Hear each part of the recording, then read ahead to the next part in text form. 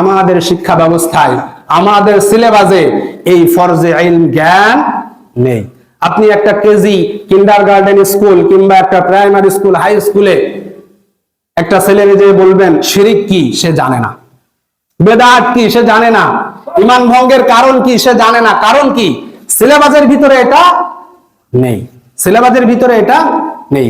কিন্তু এটা দুঃখ, আফসোস, লজ্জার বিষয় যে বাংলাদেশে 95% মুসলিমের দেশ আমরা বলি, সেই দেশের মুসলিমের সন্তান, আপনার সন্তান, আমার সন্তান স্কুলে পড়াশোনা করছে, আপনার ট্যাক্সের টাকা দিয়ে বই ছাপাচ্ছে, সেই বইয়ের মধ্যে কোরআন এবং হাদিসের মৌলিক জ্ঞান নেই।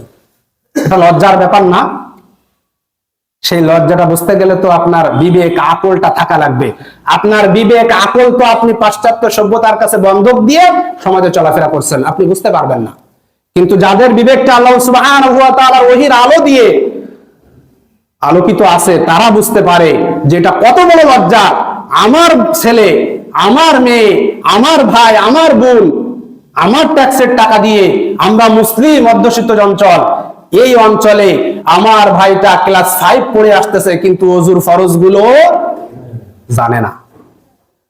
আমার বোনটা মাস্টার্স পাস করে আছে, কোন স্কুল কলেজ তাকে ওযুর ফরজ শেখায় না, তাকে কোরআন শেখাচ্ছে না, তাকে সুন্নাত বেদাত এগুলো কোনো কিছু শেখাচ্ছে না, আল্লাহর আনুগত্য শেখাচ্ছে না, বরং আল্লাহর অবাধ্য শেখাচ্ছে।